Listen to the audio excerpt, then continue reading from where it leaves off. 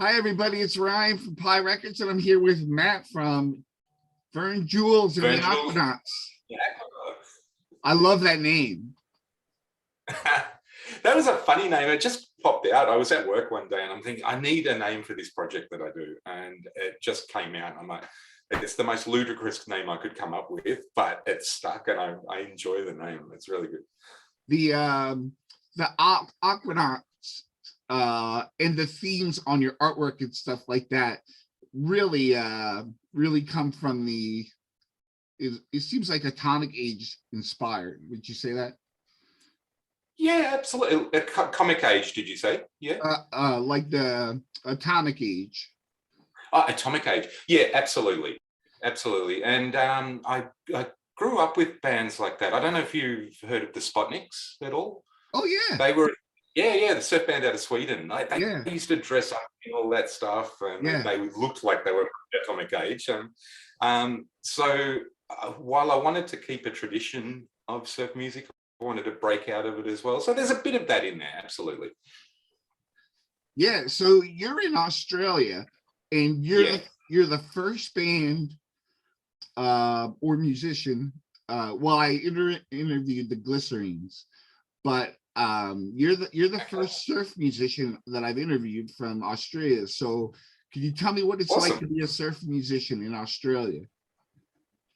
Well, it's lonely. There's not that much of a surf scene, absolutely. And I'm in Melbourne, so we had the dubious honor of being the most locked down city in the world.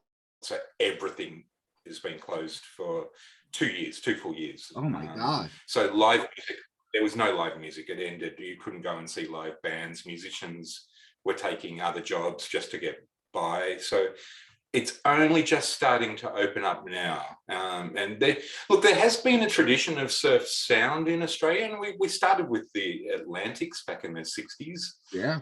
They were, I think they had one of the first surf hits in the world with Bombora. And right through, we've got bands, I don't know if you've heard of Hoodoo Gurus. Oh, yeah. Or Sunny Boys. They all had surf sounds in them. So there is a tradition of surf music in Australia. It's not massive, but it's there. Now I know the culture, and actually professional surfers from all over the world travel to Australia to compete, right? So there is that culture there. Oh, huge surf culture. Yeah. But you're speaking to the wrong man. I've never been on a board in my life. Me neither. But there's a huge surf. I mean, all the cities in Australia really exist on the coast. And so no matter which big city you're in, whether it be Brisbane, Sydney or Melbourne, it's all surf and it's all coastal. So there is a big surf community for sure. While there may not be a big surf music community, definitely surf is. Now, you said you're in Melbourne, correct? Yes. Yep. So I'm just going to throw this out there as a little aside. Have you seen Henry Rollins, who says he loves Melbourne so much? Henry Rollins? Yeah. Yeah, I haven't seen him since the 90s. But absolutely. He loves Melbourne. I believe so. Yeah. And I'm going to see him tomorrow night. Oh, seriously? I'm very jealous. Yeah. He's a cool guy. I love him. He loves, I think Australia is his favorite country. Seriously? Yeah, I would vouch for that. Yeah, okay. Maybe we calm him down a bit. Yeah, right. our relaxed ways. So let's talk about your music. It's totally surf, but you use a lot of, I want to say, minor chords, kind of like the old definitely a lot of minor chords. R&B from the 60s kind of thing. Yeah. There's a bit of that. I don't think that's. I wouldn't say R&B is a major influence on me, but there is that side of it where it's definitely I use minor chords for sure. But the influences are fairly eclectic when it comes to my music. Go ahead. Go ahead. Tell me Like what you got. I grew up with Adam and the Ants. Oh, I love them. Yeah, I'm still to this day, I love Adam and the Ants. I grew up with Devo, so Yeah. I love the angular guitar sounds coming out of Devo, and Yeah. especially those first four Devo albums just blew my mind. Mongoloid. Yeah, absolutely. I used to play that. I used to play that when I was like 16 in a band. Yeah. Yeah, so Devo, Adam the Ants. Funnily enough, Queen were a big influence on me. I really liked the melodic guitar sound of Brian Yeah. May.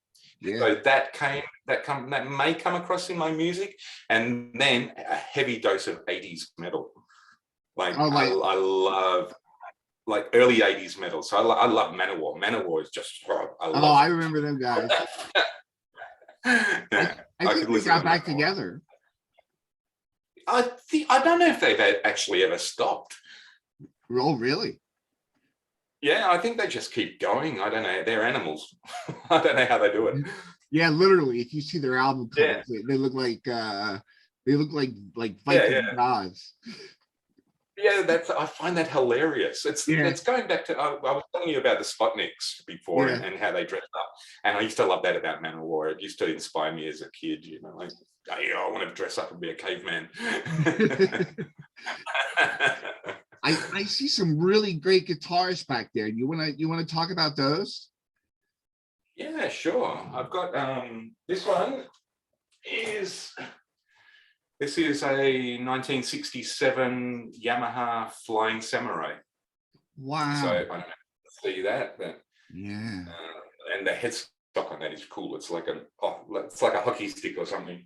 Yeah. And the other one over there, the other one is a DePinto Galaxy, which I believe, and this is how I bought it, I don't have any information about it other than this belonged to the guys out of Lost Straitjackets.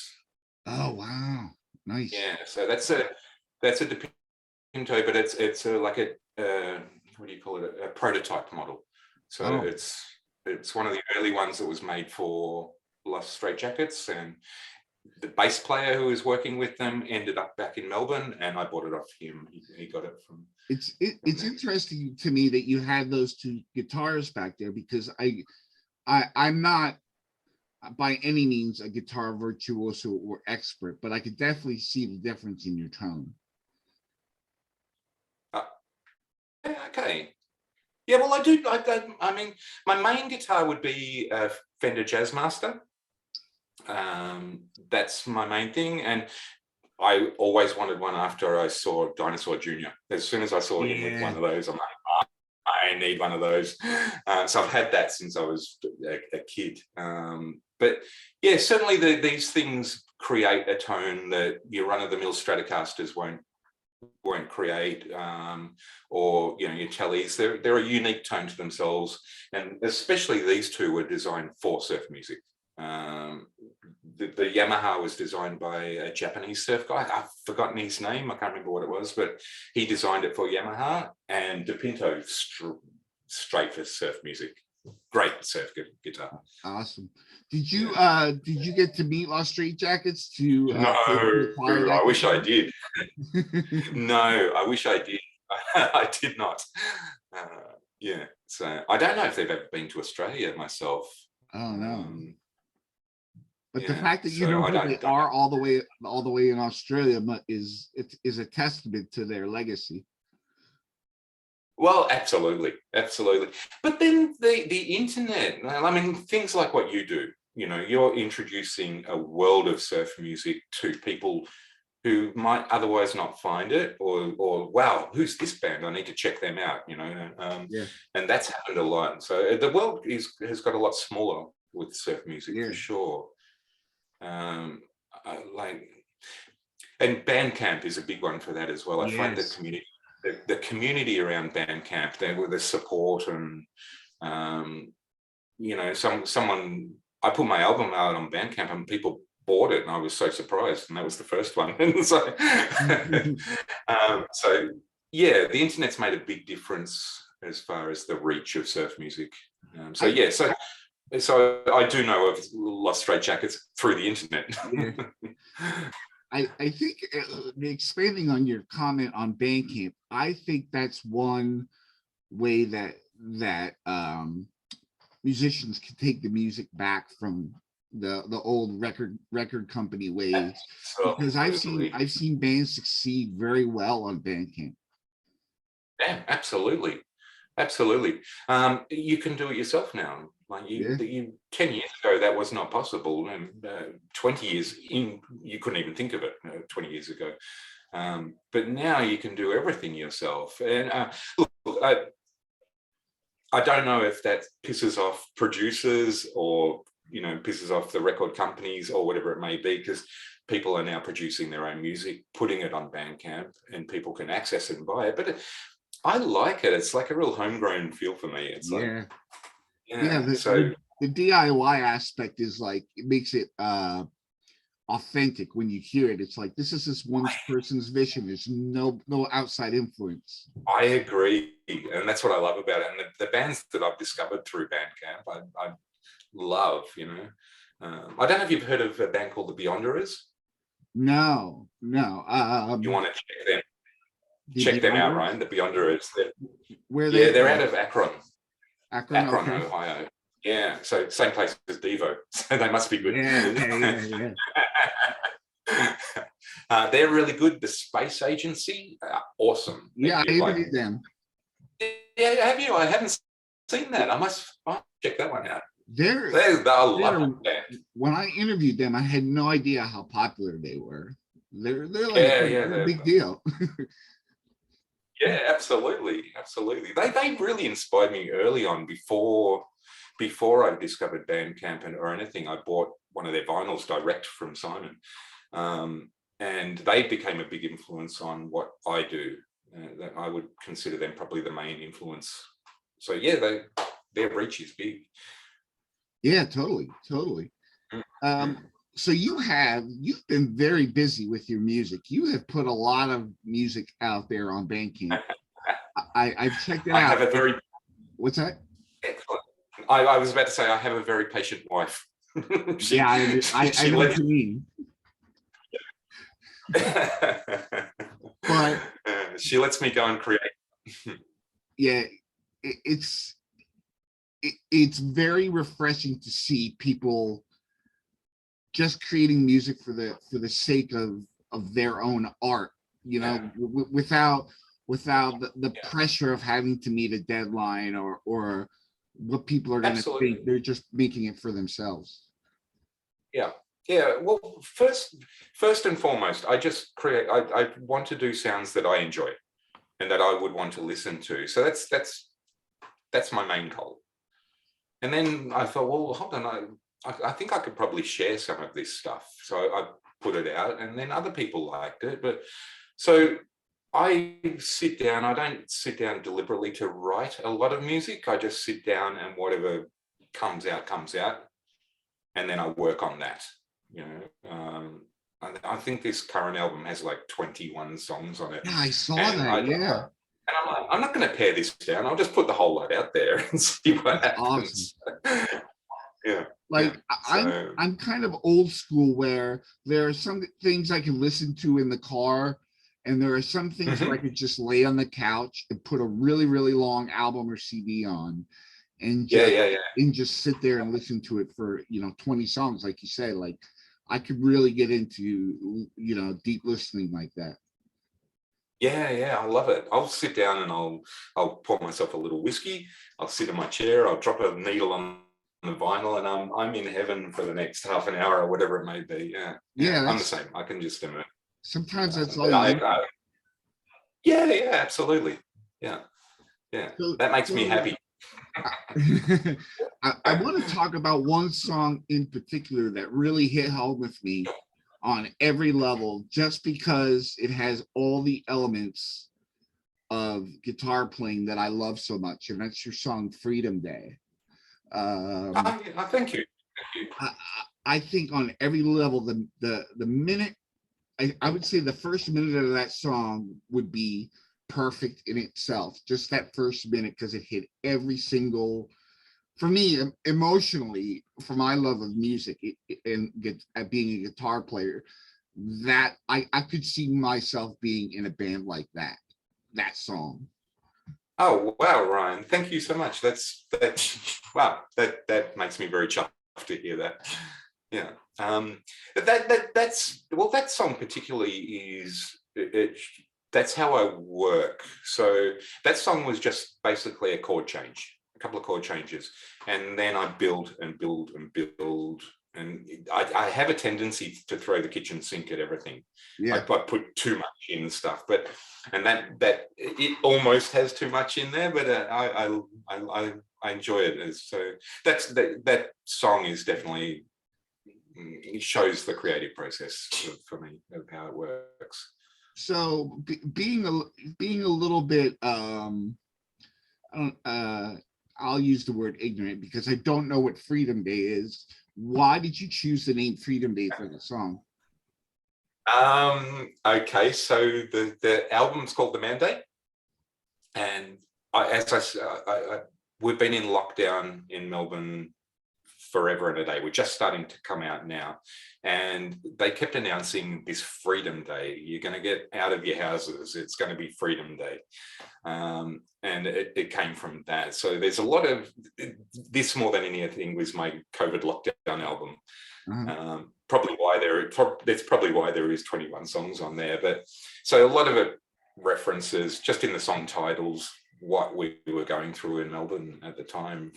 There's a song called The Riot Police. We had the riot police on the streets when people were protesting. Freedom Day, as I said. What else have we got on there? There's a fair bit of them reference the COVID lockdown. Yeah, it was very good that a lot of musicians, a lot of surf musicians had the capability to go and do it themselves during lockdown, because while you may not be able to put out like a vinyl, there was a lot of music still coming out because people were crunching out songs during lockdown. They had a lot of time. Yeah, a lot of time to be creative. Yeah, absolutely. Did you, like me myself, when I did this podcast, I went through 2 months of, okay, what are we gonna do now? Like, I'm not working, and then so I said, well, I better do something, otherwise I'm gonna go crazy. So I started doing this. So did you jump on your creative streak right away? Did you say, well, now I have time to do this, or did it kind of was it like that with you, where you weren't sure what was gonna happen? I was talking to you before we started the podcast about how just before the pandemic hit, I had a bicycle accident and I broke my wrist. Yes. So just as COVID hit, I couldn't play any guitar whatsoever. I was in a full cast. And so that made me go, well, okay, I was like you, I'm going to go mad otherwise. But what I can learn about is recording. And I can still play a keyboard with one hand. So I did a lot of writing that way and keyboard orientated stuff while learning how to record and mix as the best I could. And then slowly this started to heal, and I could transpose these creations that I had into guitar pieces and songs. And from there, absolutely, from there, it was just this creative burst that came out of being locked down. Absolutely. I have a question for you. When Sure. I've never had a broken bone, but like, I mean, my thing was arthritis where I couldn't play. But do you have to retrain your hand and wrist to do, like, get your motor skills back in order to play the guitar? Because you did a wonderful job on the album. Oh, thank you. It probably wasn't motor skills so much as just being able to hold a bar chord or whatever chord it may be without pain. Yeah. And that slowly. They gave me exercises to do with my fingers so I could get movement and keep it moving. And to be honest with you, I said to them, well, I'm a guitarist. Can I just do this and try and get it moving? And they said, perfect, just go and play guitar. That'll be your recuperation. Oh, and nice. So it's slowly. It took about 6 months. And it's still a bit weak, but I can do everything that I want to do anyway now. So Do you It was find that yeah, it gets fatigued? it does. It does get fatigued, and I had to retrain to kind of hold my guitar slightly different, because I would bend that wrist Yeah. and I would get pain in there. So I've reprogrammed a couple of things to get it, but it does get fatigued after a while. Yeah. Yeah. So let's go back in time and talk about your first band experience and what got you into playing music and guitar. Okay. First band experience was, my dad was a musician. So my father, he was in brass bands. He was a trumpet player, cornet player. And he took me on some regional tours around country Victoria. And watching him play live inspired me. Like, I want to do that. I want to do that. So Dad bought me a guitar because I really wanted a guitar. But my first, are you talking about my first band seeing bands, or my first band experience that I was in? That you were in. Okay. Yeah, so it was a bunch of high school guys that we got together. We called ourselves Rat Shit. And we thought we were punk. So we would do punk versions of like Eagles songs and weird things and local bands. And we did school gigs. So we'd play in the gym at school, or we'd play outside on the grass at school, things like that. So that was my first band experience. And after school, it was just cover bands, being in cover bands. Okay. What inspired you to go down the surf guitar route and put out surf music? Well, I've been a reverb junkie, I think, since I was a kid. We would be doing metal songs, and I'd be always the guitarist that had full saturate. There you go. I was always the guitarist that had full reverb going on while we're doing metal, and the others guys are going, Yeah. "What? Turn that off." Oh, no, I love it. But growing up, Dad loved the Shadows. So I was hearing Shadows, and I was hearing melodic style instrumental music early, and then that didn't really take. It was probably in the 90s when I think I can see it on your back wall, Pulp Fiction. I think, yeah, I can see that. Yeah. I saw Pulp Fiction, and I got the soundtrack for Pulp Fiction, and these sounds, there's a lot of surf sounds on that soundtrack. Yeah. And that opened me up. From there, I was like, okay, I love this music. I'm going to start trying to play this music. And Vern Jules has probably been around as a little side project for about 10 to 12 years, but never did anything with it until COVID. But I would say that Pulp Fiction soundtrack was a big influence of turning me onto surf music. I hear so many people say that, and when I heard the Dick Dale song at the beginning, when I first saw the movie in the theaters, and you have the big speakers and that blasting out, it really hits you hard. Awesome. He came to Melbourne. I saw Dick Dale in Melbourne. I took my mum and dad to see him. Yeah, he was phenomenal, and he was so cool. He was like he was just like, how you would expect. He was loud. He was like energetic. He was aggressive on the guitar, and then he was just this quiet sweetheart when he came off stage, and he was happy to hang out with you and sign anything you wanted, talk to you about whatever you wanted. It was really cool. So I love Dick Dale. Do you remember who opened for him? No, I don't.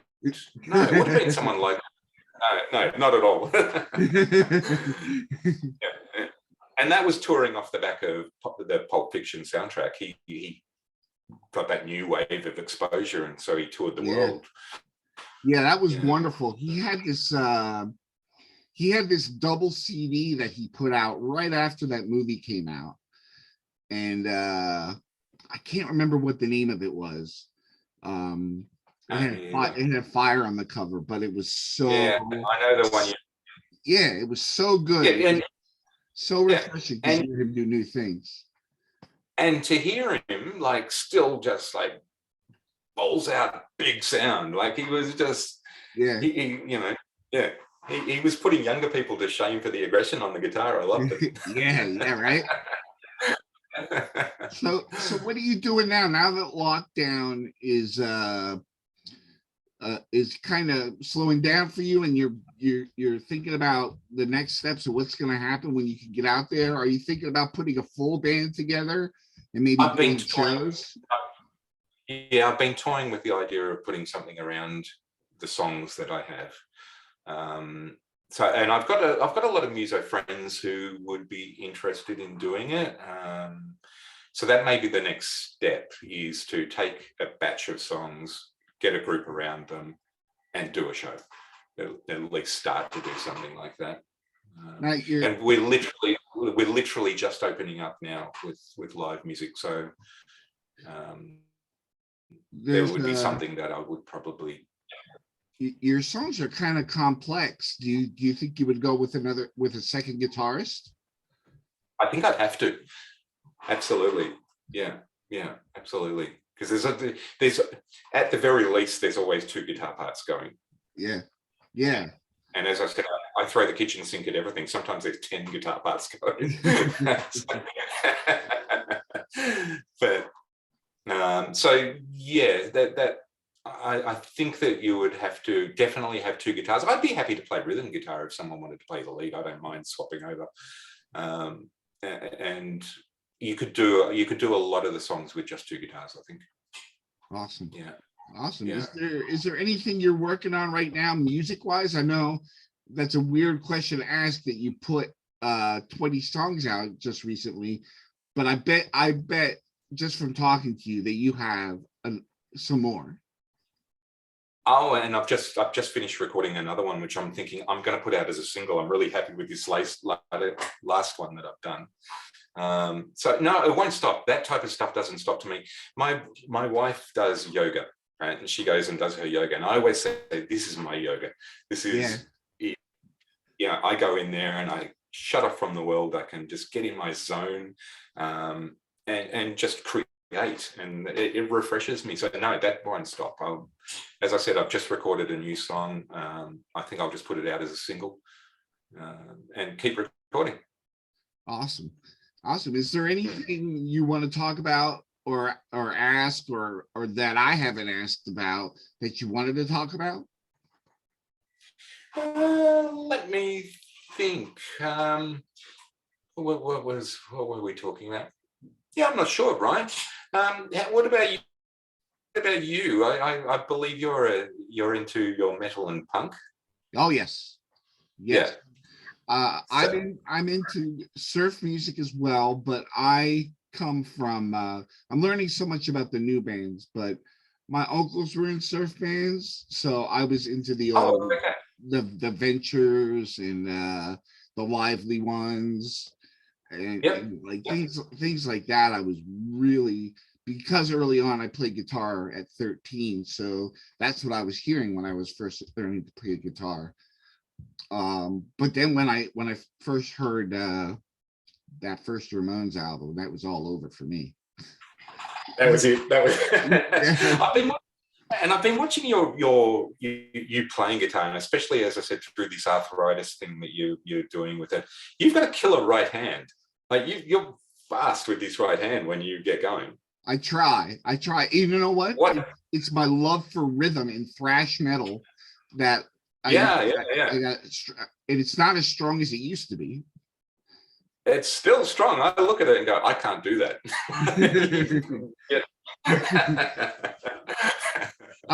You remember when Eddie Van Halen used to do that tremolo picking and he would like shake his hand like that? Yeah. That has always been my goal, to be able to do something like that. But I can't lift my wrist off the bridge. Like I rest my hand on my bridge a lot of the time. Yeah, I'm probably the same. Maybe that's what it is. Because he would always float. He would float, wouldn't he? Yeah. That's interesting. I haven't thought about that before. Yeah, I watched his hands and I'm like he's just holding his wrist there going like that. And I was like, I bet if I did that like on my guitar without lifting my hand up, that would sound pretty cool. And it did. So yeah, I bet it would. Although I suppose with a lot of your thrash playing and stuff, it it still needs to be palm muted, doesn't it? Yeah. So that's going to be hard. Yeah. So best of both worlds. But to me, thrash music was just surf music with the gain up. I mean, the strumming and the tremolo picking was very similar. Yeah. Well, we're going back to Dick Dale. You see how fast he's going. Yeah.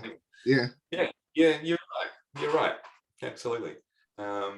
Someone else was saying that is metal. I can't remember who it was.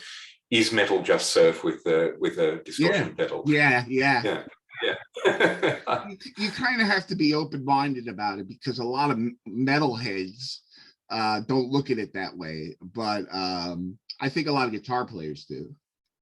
Yeah, probably so. And I don't think they acknowledge that there is so much melody in metal as well. It's just pushed at you differently. It's very aggressive. It cannot sound melodic to some people, but once you're in that world, it's very melodic, and surf music is super melodic, and especially with thrash guitar and metal lead in general, it has to be melodic, So there's those two worlds, absolutely. Well, I want to thank you so much, Matt.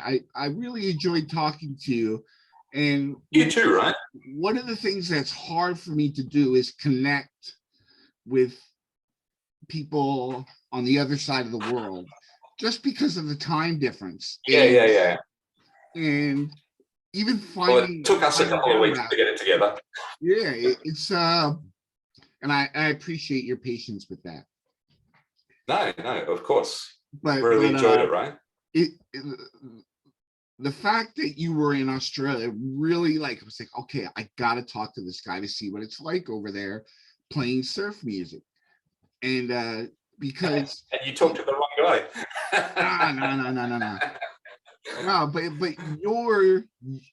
the wonderful thing about surf music is if you put on record player, you can't tell where in the world that's from. That's one thing about surf music. That is true. Yeah. That's true. And there's so many surf bands, and even the surf bands out of America that were landlocked anyway. Yeah. So there was a movement that went around the world, and I don't know if the Japanese were big surfers as such, but they just loved surf music. It's like it transcends location and language. Yeah, totally. Yeah. Well, thank you so much, Matt. It was wonderful to meet you, and just a really good element to my day. I was doing some work around the house, and I was I was on 100 miles an hour, and then I put on your record, and I was just like, this is what I needed. I just got to chill, and it was what I needed right at the right moment. So you're doing your job. That's awesome, Ryan. Thank you so much. Thank you for doing that and listening, and thank you for having me on the show, by the way. Oh, it's excellent. My pleasure. You're doing the good work. Thank you, sir. You as well. And sometime you're gonna have to send me some pics of your other guitars, because I bet you got more. I've got too many. Send me some pics. I reckon I've got about. I will. Yeah, I will. I'll send you some. I've got about 22 guitars at the moment, so I'll send you songs for that show as well. Oh yeah. Freedom Day, definitely. Yep, I'll definitely send you that for sure. There's a band. I think if I played those two songs next to each other, they would go perfectly. It's a band called the Babaloonies. Have you heard of them? No, I'll write that down. The Babaloonies. Yeah, Babaloonies. Awesome. Check that out. I think it's BA Babaloonies. Yeah, they're great. They're going to be on the show, and they sent me these songs, and just the first song blew me away, and I was like, oh my god, it was awesome. So that's what your song did for me, and those two songs together, I think would make a powerful 5 minutes right there. Oh, I can't wait to hear that. That sounds awesome. I'll send you the link when it's up. Yeah, please do. Yeah. Maybe I could even send you the track over. It's really good. I would love to hear it. Absolutely. Awesome. I'd really appreciate that. Yeah, awesome. You know what? Message me on Instagram your email address, and I'll send it over to you. Done. That sounds like a plan, Ryan. Awesome. You have a great rest of your day. I want to think, is it the early morning or afternoon there? It's about midday. Yeah, Okay. Just coming up to lunch. Oh, well, have a great supper and have a great night. I'm sure you're going to play guitar and chill with your wife. So I hope you have a great night. Absolutely. You too, Ryan, and I'll chat to you soon. All right. Have a great night. All right. Take care. Thanks again, Ryan.